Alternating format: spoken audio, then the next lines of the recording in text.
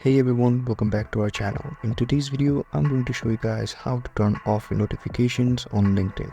First, open LinkedIn on your mobile device. Then go ahead and tap on the profile icon on the top left corner of your screen. Go ahead and tap on settings.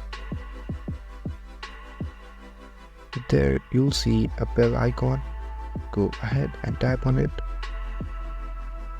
And from here you can switch off any notifications you want to.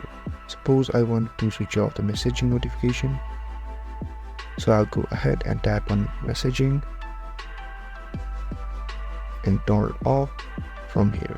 Likewise, you can turn off any notification, and that's it. Now you know how to turn off notification on your LinkedIn app. This video helped you. Don't forget to like, share and subscribe, and comment down below if there is anything else I can help you guys with. Thank you so much, and I'll see you guys next time.